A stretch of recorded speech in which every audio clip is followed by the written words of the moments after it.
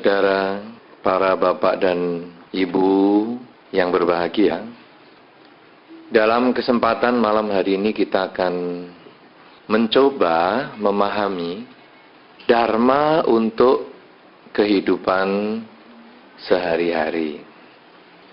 Karena sesungguhnya Dharma ini memang bukan hanya ditujukan untuk para biku saja, tetapi Dharma ini juga bisa dimanfaatkan oleh semua orang. Baik Anda sebagai pelajar, mahasiswa, pengusaha, perumah tangga, semua dapat memanfaatkan Dharma. Sebenarnya apa prinsip Dharma? Prinsip Dharma sebetulnya gampang, yaitu agar manusia mendapatkan kebahagiaan.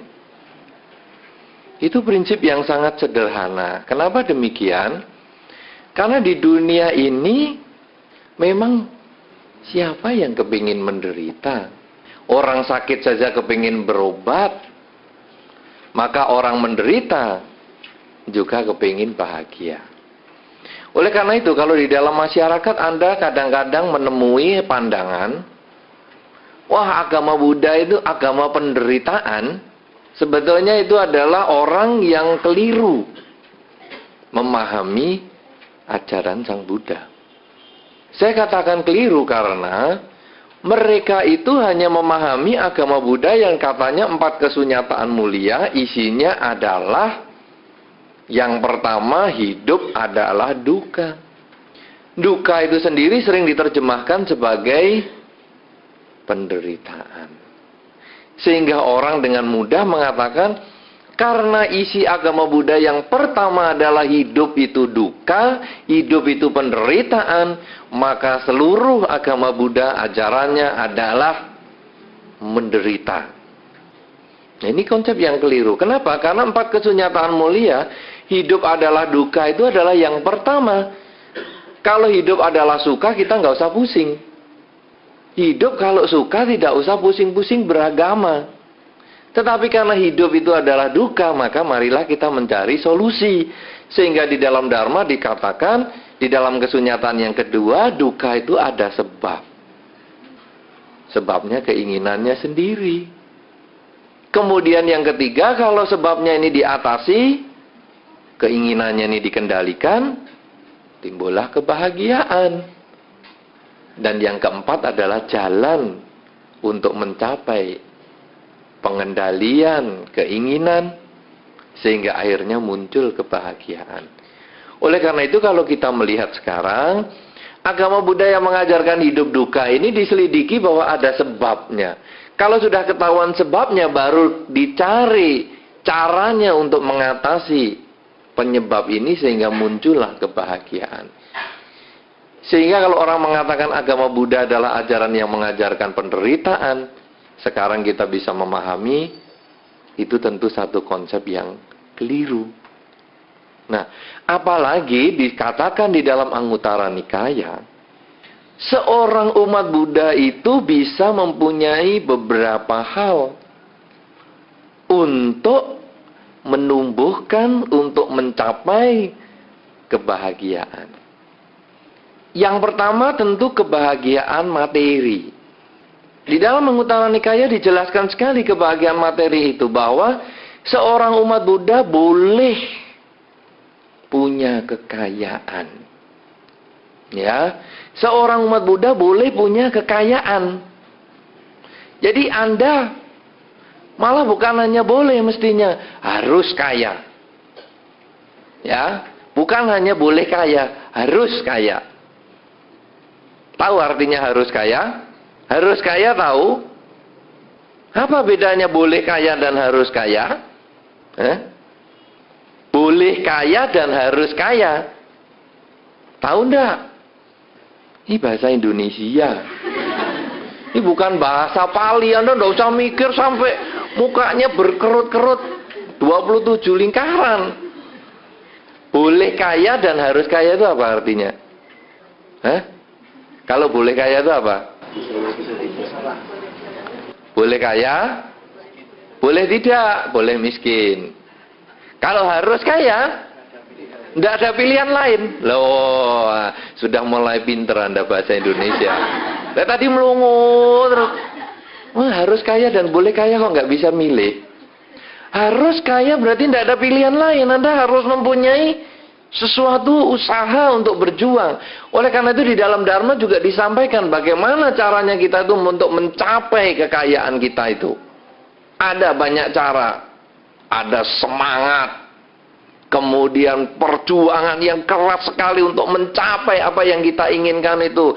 Jadi orang kepingin kaya itu harus berjuang. Bukan santai-santai kipas-kipas di dalam rumah. Tidak. Harus berjuang. Kemudian bagaimana kita bisa mulai mengumpulkan. Menjaga milik kita itu. Kalau rusak diperbaiki. Kalau hilang dicari. Jadi kalau orang kepingin kaya, jangan uangnya dikemplang orang, ya sudahlah, karma burukku memang berbuah, tidak apa-apa, santai-santai. Miskin kalau sudah begitu nanti. Kejar uangnya itu. Tapi kalau nggak dapat ya udah, memang karma buruk sungguh-sungguh berbuah. Tapi kalau tidak, Anda harus berjuang, capai itu. Nah, jadi Anda menjaga apa yang sudah Anda miliki. Kemudian juga bagaimana supaya bisa kaya terus? Punya teman. Teman yang baik itu adalah teman yang mendorong kita, menjaga, membuat kita selalu berusaha.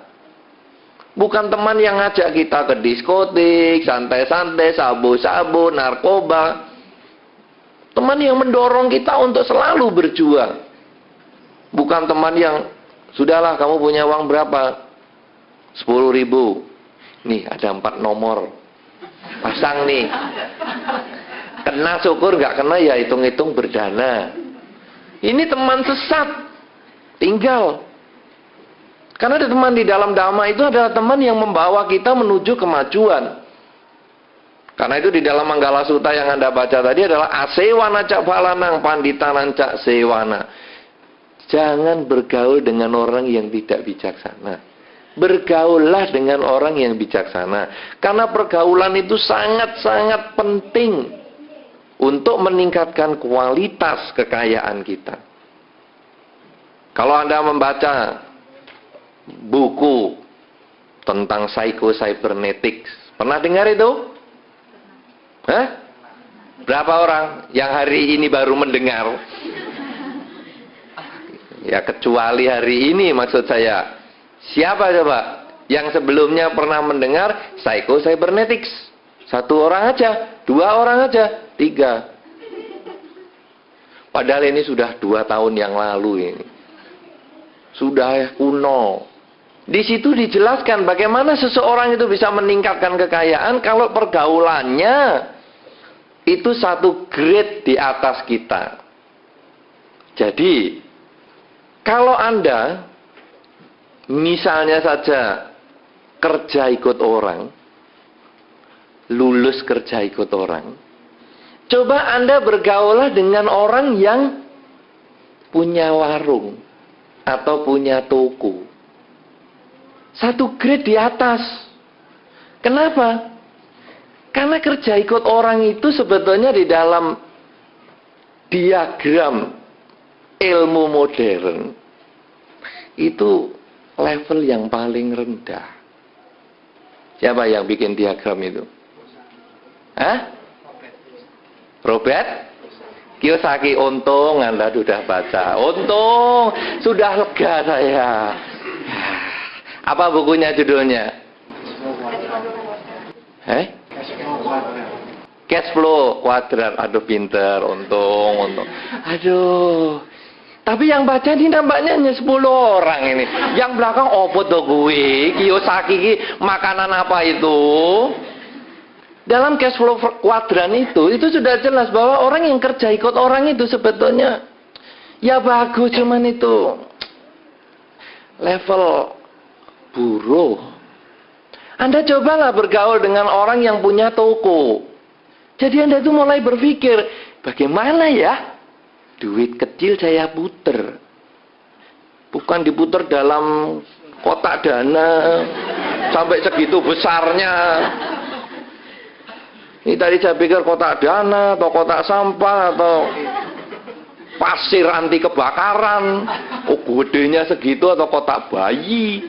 Karena hari ini musim orang hamil saya lihat. Apa itu? Benar nggak itu? Kotak dana itu? Gedenya luar biasa. Padahal hari kotak segitu gedenya itu kalau uang cuma ribuan. Kalau 100 ribu itu sekarang sudah kecil-kecil. Ya tapi oke lah. Ini kan apa? Karena belum bergaul selevel lebih tinggi. Kalau sudah bergaul selevel lebih tinggi, di sini ini disediakan debit card. Pandai Anda sudahlah. Jadi kenapa Anda sudah berpikir itu masih disediakan kotak sekotak gedenya segitu? Bayi saja bisa masuk. Kenapa ide Anda tidak dipakai? Ini kan psycho-cybernetic, pikiran saya langsung nyambung ke Anda. Nah, jadi Anda bergaul setingkat lebih tinggi. Kenapa? Karena di dalam Dhamma pergaulan itu penting sekali. Sehingga Anda lalu berpikir, gimana ya, uang 10.000 saya olah bisa menjadi 50.000. Bukan hanya berpikir, saya datang pagi, pulang sore, datang pagi, pulang sore, 1 shift, 2 shift, ya ini cek log, deadlock, apa clock. Sudah begitu tanda tangan gajian.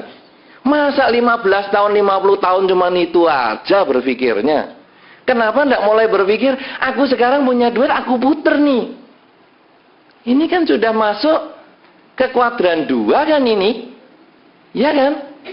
Nah, kuadran 2. Nah, kalau Anda sudah punya warung, coba tanya, berkumpullah kepada orang yang punya perusahaan. Jadi Anda mulai berpikir, masa ya harus aku yang kulaan beli barang? Masa aku yang merki harganya? Masa aku ya senyum-senyum di depan toko terus? Kenapa aku nggak pakai pegawai? Loh, ini kalau udah temannya yang bagus, sehingga aku bisa mulai jalan-jalan. Pegawai yang jaga toko, aku bayar mereka. Loh ya, keuntungan berkurang itu logis. Keuntungan berkurang karena bisa jalan-jalan. Kalau keuntungannya bertambah nggak jalan-jalan, apa ya kita mau mati menderita karena pekerjaan? Itu kan akhirnya kita akan berhenti terus. Nah, coba mulai kita bekerja. Nanti kalau sudah ya mulai jadi investor. Nah, itu mulai berpikir ke sana. Artinya apa di sini? Saya tidak membahas itu karena ini bukan topik kita Dhamma di sini. Tapi saya hanya merangkumkan bahwa sebetulnya pergaulan ini penting sekali. Di dalam Dharma sudah disampaikan, kalau daging busuk itu dibungkus daun, daunnya pasti busuk kok baunya. Sedangkan kalau ini dupa tidak bau harum, ini juga dibungkus kertas, kertasnya juga baunya tidak harum. Tapi kalau sekarang ada kayu cendana yang harum baunya, dibungkus kertas, pasti kertasnya wangi. Kemana Anda bergaul, kemajuan Anda akan meningkat. Makanya Anda bukan hanya boleh kaya secara dharma, harus kaya. Nah, selain Anda punya semangat, punya perjuangan untuk mencapai cita-cita Anda, kemudian Anda bisa mempertahankan, Anda berusaha mencari yang hilang, memperbaiki yang rusak, apa yang sudah Anda dapatkan. Kemudian Anda mempunyai teman, maka untuk mencapai kekayaan yang Anda inginkan sebagai tujuan kebahagiaan yang pertama itu, pengeluaran Anda itu harus seimbang dengan pemasukan. Kalau kita melihat di dalam Sigallowada Sutta, kita crosskan ke sana, maka kita akan melihat bahwa pengeluaran di dalam Dharma yang dianggap 100% itu 25% atau seperempatnya dipakai untuk kehidupan, 50% atau 2 bagian itu dipakai untuk menambah modal, dan 25% lainnya disimpan, didepositokan, atau dikerjakan untuk berbuat kebaikan. Jadi Anda lihat di dalam Sigallowada Sutta, 25 dipakai hidup, 50% dipakai untuk modal, 25% didepositkan. Apa ini sebetulnya? Ini adalah konsep investor. Ya kan? 50% kan diinvestkan lagi. Coba Anda bandingkan dengan Kiyosaki punya. Ya sakit. Betul? Ya, coba Anda bandingkan. Arahnya kan dia maunya ke investor toh. Si Galuh Wadasuta 3.000 tahun yang lalu sudah ngomong tentang investor. Cuman nggak dibaca baik-baik. 50% modal Anda itu cemplungkan lagi untuk modal. Bukan malah 50% untuk jualan jalan kemana-mana. Nah hebatnya lagi berbuat baik 25%. 1/4. Atau Anda depositokan. Kenapa di dalam Dharma disampaikan kok 25% disimpan? Karena Anda tidak selalu sehat. Ini jaminan kesehatan. Istilahnya sekarang ada asuransi. Ini 3.000 tahun sudah diomongin. Jadi kalau Anda sakit itu duitnya dari mana? 25% yang Anda kumpulkan setiap hari ini loh. Jadi ini harus kaya. Oh ini masih banyak nanti level kekayaan ini. Wah rumit sekali. Hari ini kalau saya bahas itu pulang bisa kaya semua nanti. Kaya teori maksud saya. Karena itu saya akan masukkan ke level yang kedua. Bahwa sekarang kebahagiaan di dalam Dharma bukan hanya kekayaan materi. Anda bukan harus kaya materi. Tapi ada kebahagiaan yang kedua. Di dalam Anguttara Nikaya disampaikan Anda harus mencapai satu kedudukan sosial tertentu. Anda harus punya prestasi di dalam kehidupan Anda. Prestasi apa saja? Prestasi kuliah, mungkin apakah itu ranking 1 dari depan, ranking 1 dari belakang, sama saja pokoknya prestasi. Karena pasti Anda dikenal. Coba lihat itu yang paling pinter tuh bintang kelasnya. Nah ini coba lihat ini yang paling blow on ini di kelas. Karena Anda akan mencapai satu posisi tertentu. Sayangnya kalau yang negatif sebaiknya jangan dikerjain. Karena malu-maluin umat Buddha. Coba lihat Anda, bayangin. Sang Buddha. Begitu lahir langsung prestasinya akan meningkat. Kan diramal tuh. Ini kalau tidak raja di raja. Raja dari segala raja. Mesti jadi Buddha. Yang paling top. Ini prestasi. Lah guru kita prestasinya positif begini, ada mahasiswa IP-nya 0,9 lagi. Ya itu prestasi juga, tapi untuk apa prestasi yang jelek? Anda memang berani 0,9 IP, tapi untuk apa? Coba bisa prestasi 3,5, 3,7. Maksudnya 3,7. Anda jangan terlalu cepat berpikir. Atau bisa 4 plus, itu bagus sekali. Sehingga cum laude, summa cum laude. Coba itu, Anda capai. Kenapa? Karena Anda harus, bukan hanya, ya aku boleh berprestasi, boleh tidak. Apa yang pernah Anda capai di dalam kehidupan ini? Usaha apa? Sekarang selama Anda kuliah, apa prestasi yang sudah pernah Anda dapatkan? Apakah Anda sudah pernah jadi bintang kelas? Pernahkah Anda menjuarai olahraga di kampus Anda? Pernahkah Anda menjuarai hari Valentine dengan mengirim coklat yang terbanyak sampai banyak lawan jenis sakit gigi? Prestasi apa yang Anda pernah capai? Karena itu adalah status sosial. Dan di dalam masyarakat pun Anda harus punya status sosial. Di dalam kepengurusan atau di dalam wihara. Sudahkah saya menjadi pengurus wihara? Sudahkah selama hidup saya sebagai umat Buddha pernah bertanya pada saat acara begini? Ada pertanyaan? Ada, saya mau tanya. Sudah belum? Suruh tanya aja. Nah, lain kali aja Bante. Saya kalau lihat Bante lupa semua. Emangnya saya pil koplo lupa semua. Ini kan nggak beres namanya. Coba prestasi tanya. Prestasi pacaran, nggak usah. Prestasi pacaran nggak usah. Itu bikin orang banyak sakit hati. Tetapi cobalah bikin prestasi yang positif-positif. Sehingga nanti setiap kali di wihara ini kan ada lomba nggak? Saya nggak tahu di wihara ini menjelang Waisak. Misalnya anak yang paling rajin ke wihara ada nggak? Bikin. Mungkin pengurusnya nggak ada yang rajin juga, jadi nggak ada yang berani bikin. Coba bikin, siapa yang dalam 1 tahun itu 52 kali pergi ke wihara? Setiap hari kebaktian. Ada? Bikin, kasih penghargaan. Jangan hanya saya sudah ngomong baru punya ide, ketinggalan. Harus Anda yang punya ide. Terus selama ini 1 bulan dalam Dhamma, siapa yang paling tiap hari datang? Ada? Siapa itu? Panitia. Bagus. Loh, ada loh panitia nggak tiap hari datang. Ya toh? Ada kan? Ada. Panitia itu males juga ada kok. Ya, jadi itu kalau sekarang ada 1 yang bisa datang tiap hari, bagus. Ada lagi yang lain? Wah, tinggal di sini, nggak usah diomong. Ya kalau tinggal di sini ya tukang parkir juga tiap hari datang.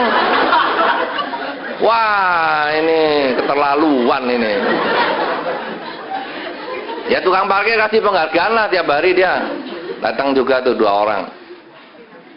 Nah, saudara-saudara, jadi Anda harus punya kedudukan sosial. Karena itu Anda harus mulai berpikir, bukan hanya apa yang aku bisa dapatkan dari wihara, apa yang aku bisa capai di wihara, tapi apa yang aku harus bisa tingkatkan, kualitas diri apa yang aku bisa tingkatkan dalam kehidupan ini. Kadang-kadang orang sering mengeluh kepada saya, Bante, kenapa dalam masyarakat kok saya ini tidak dihargai orang, Bante? Kenapa orang ini kalau melihat saya kok menjelekkan saya, melecehkan saya? Saya jawab, kamu tidak bisa menuntut orang lain untuk menghargai kamu. Tapi sudahkah kamu meningkatkan kualitas dirimu supaya kamu dihargai mereka? Kalau kamu sudah bisa meningkatkan kualitas dirimu, kamu menjaga sikapmu, kamu menjaga ucapanmu, kamu menjaga perilakumu, kamu mengendalikan pikiranmu, maka kamu otomatis akan dihargai mereka. Tapi kalau kamu sendiri perilakunya rendah, kamu sendiri perilakunya menjengkelkan, kamu sendiri cara berbicaranya tidak menyenangkan, jangan harap orang lain menghargai kita. Kenapa Bante dalam 1 bulan saya putus cinta 3 kali? Jangan tanya kepada orang lain, tapi tanyalah pada diri sendiri. Kenapa saya ditinggalkan? Kualitas apa yang membuat orang jadi tidak bisa meninggalkan saya? Saya harus membuat dia sangat happy bersama saya. Nah, itu Anda juga prestasi, sehingga jangan bingung dalam 1 minggu Anda bisa dapat 3 nanti. Karena Anda penuh kasih sayang, pemancaran meta, perhatian yang membuat orang menjadi sangat senang berdekatan dengan Anda. Kenapa saya dibenci dosen saya? Tidak. Kualitas apa yang membuat saya harus bisa disayangi dosen saya? Kalau Anda bisa selalu berpikir demikian, maka prestasi Anda akan meningkat dan Anda punya kedudukan sosial, dan itu harus Anda miliki. Kemudian yang ketiga, selain harus punya kekayaan, harus punya kedudukan sosial. Yang ketiga ini tidak terlalu harus, tapi juga perlu panjang umur. Karena harus panjang umur agak sulit. Ya toh? Harus panjang umur ini ada gantungan karmanya sedikit. Jadi kita harus menjaga pikiran supaya kita tenang. Jadi kita ini panjang umurnya. Kenapa demikian? Karena kalau Anda sudah punya kekayaan, Anda sudah punya kedudukan sosial, Anda punya umur panjang, sebetulnya yang paling penting nanti adalah bagaimana Anda menggunakan semua yang Anda miliki, baik kekayaan maupun potensi, kekuasaan, kedudukan Anda itu untuk mengembangkan kebajikan kepada lingkungan Anda. Jadi bukan hanya aku pokoknya kaya sendiri, udah nggak pusing dengan yang lain, pokoknya aku kedudukan paling tinggi sedunia. Tetapi Anda tidak mau memperhatikan orang lain, itu juga salah.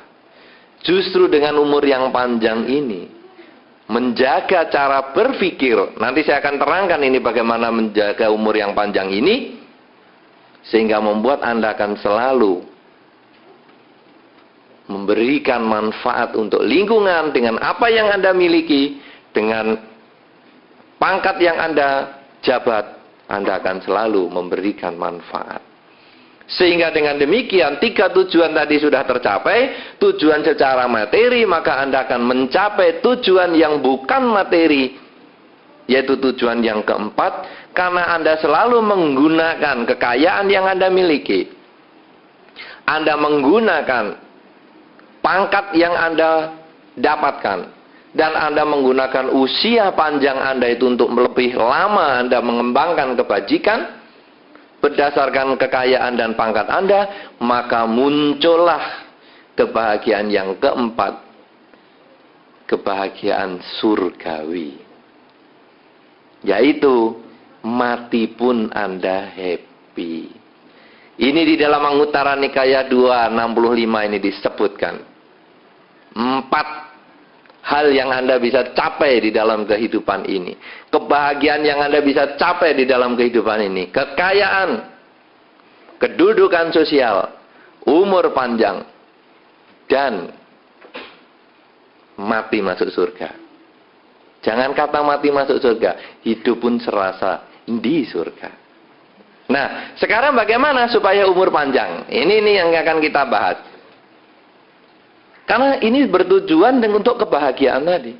Kebahagiaan letaknya bukan pada kekayaan. Anda tentu sudah melihat orang kaya malah stres.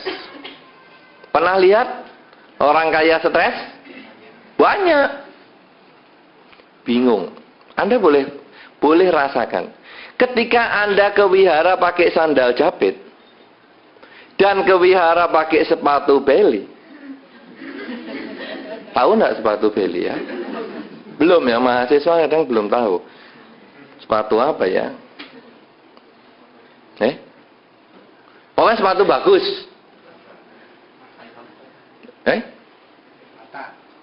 Sepatu bata. Oke lah. Anda pakai sandal jepit sama sepatu bagus, itu nanti kebaktian cara berpikirnya lain. Kalau pakai sandal jepit, meditasi lebih tenang. Tenang meditasi. Tapi kalau sepatu bagus, biasanya meditasi gelisah. Tenangnya itu nanti kalau sudah pulang. Lihat sepatunya lagi, aduh lega. Apalagi di beberapa wihara yang tidak bentuknya ruko. Biasanya wihara yang agak besar, kan sepatu sandal kan di luar sama masalah.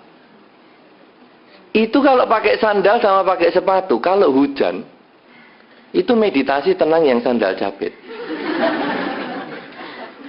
Hujan lebat itu yang sandal jepit tenang-tenang. Malah mungkin mencapai puncak konsentrasi yang luar biasa. Tapi yang bersepatu bagus bingung, gimana ya sepatuku? Apa sudah jadi kolam ya? Waduh. Itulah kekayaan bikin stres. Ya kan? Makanya Anda sering melihat toh umat Buddha ke wihara sandalan jepit. Jadi sulit kan dibedakan antara ke wihara dan ke WC? Apalagi yang tinggal di sini. Anda pakai sandal jepit, tidak masalah? Bingung. Mungkin benar nih sandal jepit hijau tadi punya Anda. Sandal jepit sudah bodol masih dipakai lagi. Anda naik sepeda motor. Sepeda motor bodol sama sepeda motor baru, ayo coba jalan-jalan keliling Surabaya. Yang naik sepeda motor bodol lebih tenang, santai.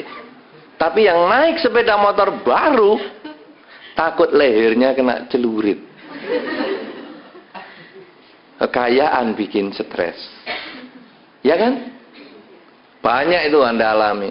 Yang di rumah tidak punya apa-apa, tidur nyenyak. Pintu rumah nggak kekunci juga nggak apa-apa. Tapi begitu punya sepotong sabun aja, aduh, ini nanti kalau ada orang masuk ke kamar saya gimana ya? Sabunku diambil. Apalagi yang punya uang lebih banyak lagi. Nah, saudara-saudara, oleh karena itu kekayaan tidak menimbulkan kebahagiaan. Kekayaan itu hanya alat, tapi tidak menimbulkan kebahagiaan. Anda boleh punya rumah dengan kekayaan Anda, tapi Anda tidak bisa membeli kebahagiaan dalam rumah tangga. Anda boleh beli obat dengan kekayaan Anda, tapi Anda tidak bisa beli kesehatan. Anda boleh bayar pelawak dengan kekayaan Anda, tetapi Anda tidak bisa membeli tawa yang muncul dari batin Anda.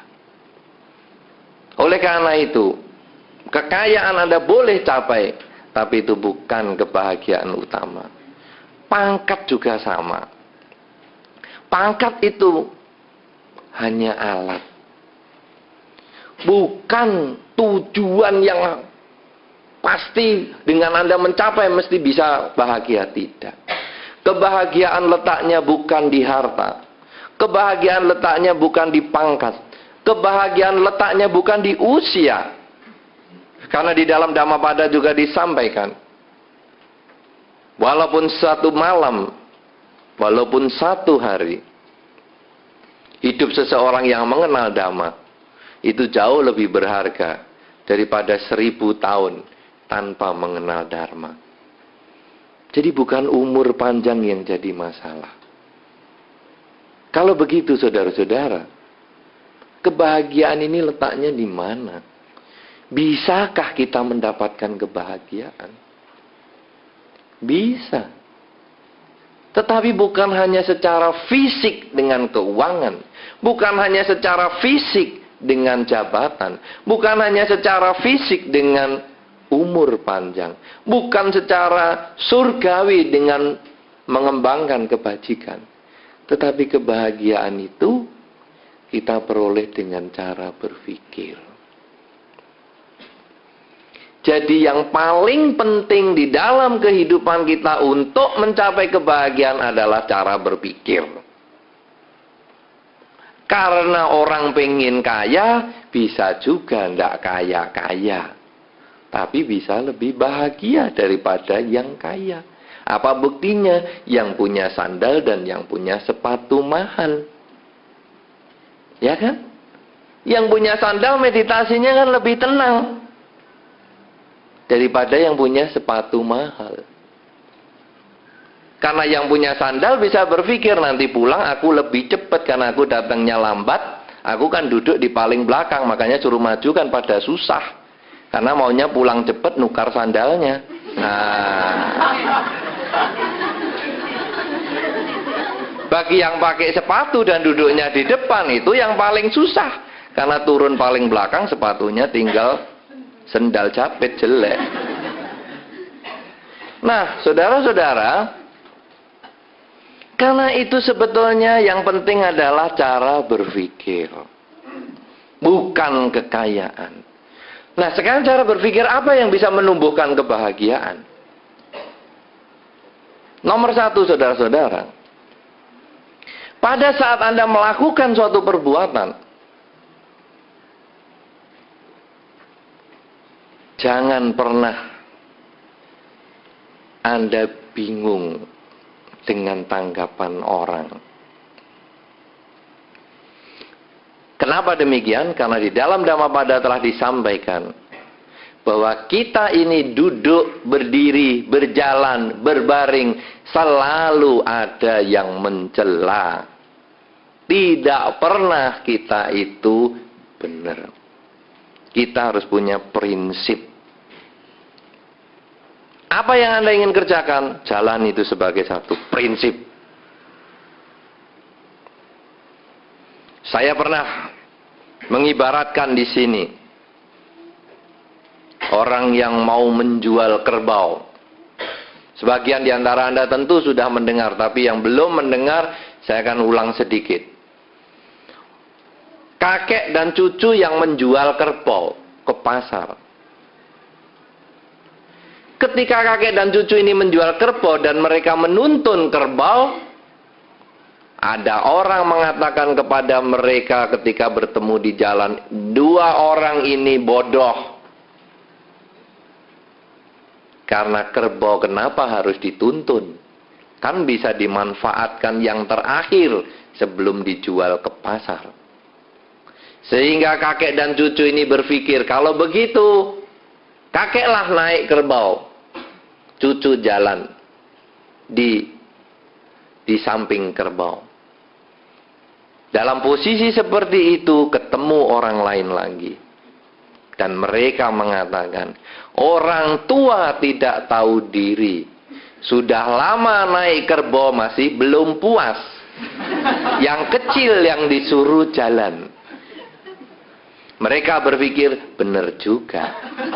Kasihan anak kecil cucuku. Naiklah si cucu ke punggung kerbau, si kakek yang jalan. Ketemu orang lain lagi dan dikatakan, anak muda tak tahu aturan. Yang masih kuat duduk di atas kerbau. Yang tua suruh jalan. Mereka serba bingung, hanya 2 orang naik kerbau. Ketemu orang lain lagi, manusia tak berperi kebinatangan. Kerbau sudah kurus dinaiki 2 orang. Bingung. Kenapa saudara? Karena kita di dalam setiap perilaku kita mesti ada pro dan kontra. Maka kuncinya Anda harus punya prinsip. Kalau ini bukan merek iklan loh ya, iklan rokok. Saya ingat saya ngomong prinsip-prinsip terus saya ingat rokok jadinya. Anda harus punya prinsipnya itu. Nah, ini kan rokok tomalan. Apa ya? Anda punya keteguhan hati bahwa saya akan melakukan ini. Anda punya komitmen, Anda punya apa ya? Semangat. Pokoknya saya harus mengerjakan ini apapun yang diomongkan orang. Di dalam bahasa Jawa Timuran saya paling suka dengan satu pepatah, rawi-rawi rantas, malang-malang putung. Itu satu pepatah yang sangat luar biasa. Rawi-rawi rantas itu kalau kita masuk ke sebuah hutan, akar-akar beringin, akar segala macam itu yang menurun itu dipotong semua untuk buat jalan. Rawi-rawi rantas. Malang-malang artinya adalah pohon yang tumpang tindih begitu, potongnya semua buat jalan. Karena itu ada satu orang yang mengatakan, segala sesuatu pasti ada jalan keluarnya. Semua masalah pasti ada jalan keluarnya. Kalau Anda tidak ketemu jalan keluarnya, buat jalan keluar. Dibuat. Harus buat. Ini orang yang sangat semangat. Semua masalah ada jalan keluarnya. Kalau Anda tidak ketemu jalan keluarnya, buat jalan keluar. Bukan dengan tali digantungkan leher Anda. Tapi harus Anda buat karena pasti bisa selesai. Nah, karena itu saudara-saudara, sekarang cara berpikir Dharma juga sama seperti itu. Bahwa kita bisa dikritik orang, tapi kita harus berjuang. Karena sudah dikatakan di dalam Dhammapada bahwa kita duduk, berdiri, berjalan itu selalu dikritik. Apa sih buktinya? Anda duduk ini tiap hari dengerin Dhamma begini, ini bisa dikritik kok Anda. Pengangguran ya? Tiap hari ke wihara selama 1 bulan. Apa pengangguran? Coba kamu kerja sana, udah kaya raya. Bisa dikritik. Tapi Anda yang tidak datang juga bisa dikritik. Dalam 1 tahun itu cuma 1 bulan dengerin begini. Kenapa kok tidak dimanfaatkan? Anda yang setengah datang setengah tidak, itu juga dikritik. Kamu kalau datang kan kalau pas yang kamu cintai itu datang kan? Kalau kamu enggak kan enggak datang ya sudah kelihatan itu. Makanya kan pengurusnya ini kan gantian datangnya. Nah, kalau si pengurus si A yang datang, kamu datang. Kalau pengurus yang si B datang, kamu enggak datang, ya kan? Jadi tetap ada kritikan. Nah, oleh karena itu saudara, Anda harus punya komitmen. Anda harus punya ketetapan hati. Aku harus melakukan ini. Itu mengurangi stres. Dan itu menambah semangat Anda. Karena kalau tidak, aduh aku datang ya salah. Aku tidak datang salah. Setengah datang, setengah enggak ya salah. Aku disuruh apa kok salah terus? Harus kembali kepada diri Anda sendiri. Saya memang harus datang. Tapi yang kedua, saudara, Anda tidak bisa cuek bebek, tutup kuping orang ngomong apa, no reckon, tidak. Yang kedua, Anda juga harus mengingat khotbah Sang Buddha. Ketika seseorang mengkritik Anda, cobalah Anda dengarkan dulu. Kalau memang itu bermanfaat, pakai. Kritikan dia itu kalau memang bermanfaat, pakai. Tapi kalau kritikan itu tidak bermanfaat, tinggalkan.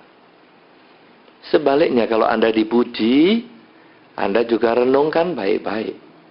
Kalau pujian itu bermanfaat, memang demikian kenyataannya, terimalah pujian itu. Tapi kalau pujian itu terlalu melambung-lambungkan, terlalu muluk-muluk, Anda boleh mengatakan, sorry, saya tidak begitu. Ini penting sekali, saudara, dalam menyikapi kritikan ini. Karena kalau kita hanya cuek bebek, tidak ada kemajuan yang kita bisa peroleh. Tapi kalau kita mengevaluasi, misalnya, wah, kamu kok rajin sekali, apa memang kamu tidak bekerja ya, sampai kamu tiap hari bisa ke wihara? Oh, dia kritik toh. Lalu kita tanya, loh kok kamu bisa ngomong begitu, kenapa? Ya kan kamu pasti nggak kerja kalau begini. Aku kerjanya pagi kok, malam tidak. Ah, berarti kritikan dia keliru. Sorry, saya tetap ke wihara. Dipuji, wah hebat, kamu tiap hari ke wihara, wah pasti nanti kamu suci nih. Kalau suci yang tinggal di wihara ini loh, ini lebih suci lagi. Oh, saya hanya datang aja kok bisa suci. Saya tuh datang mendengarkan dhamma, bukan masalah suci tidak suci. Saya kepingin menambah pengetahuan dhamma sehingga saya punya pedoman hidup. Bukan pengen suci, tidak suci. Nah, dengan demikian maka pujian yang datang tiap hari hebat, suci, itu sebetulnya bohong. Ya, karena sudah terbukti yang tinggal di sini sudah suci, mandi aja tidak. Nah, oleh karena itu kita bisa buktikan dengan demikian. Ya, nah oleh karena itu saudara-saudara, kalau kita bisa selalu menjalani satu kegiatan kita dengan penuh semangat dan punya komitmen, tidak peduli orang kritik apa, tapi kita sudah bisa siap mendengarkan. Kalau bermanfaat kita pakai, tidak bermanfaat kita tinggalkan. Kita sudah punya prinsip hidup sendiri, kita punya komitmen sendiri. Maka apa yang akan kita capai pasti bisa tercapai. Karena semua masalah mesti ada jalan keluarnya.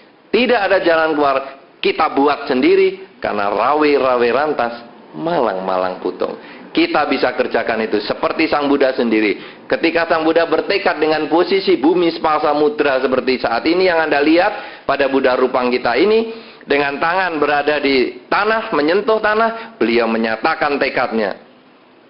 Saya tidak akan berdiri dari tempat ini sebelum saya mencapai kesucian, sebelum kering tulangku, darahku. Saya tidak akan bangkit dari tempat ini. Dan bumi ini menjadi saksi. Karena itu beliau memegang bumi sebagai saksinya. Ini adalah kekuatan tekad yang kuat sekali. Karena itu kita bisa punya semangat. Kita harus berjuang. Sehingga akhirnya kebahagiaan akan menjadi milik kita. Karena kebahagiaan bukan unsur materi, bukan unsur luar, tetapi adalah cara berpikir. Inilah yang perlu saya sampaikan pada malam hari ini sebagai bekal Dharma untuk Anda semua. Semoga Anda berbahagia dan bisa memanfaatkan Dharma pada malam hari ini sehingga bisa digunakan di dalam kehidupan sehari-hari Anda. Semoga Anda berbahagia di dalam Dharma. Semoga semua makhluk, baik yang tampak maupun yang tidak tampak, memperoleh kebaikan dan kebahagiaan sesuai dengan kondisi karmanya masing-masing. Sabe sata bawantu sukitata.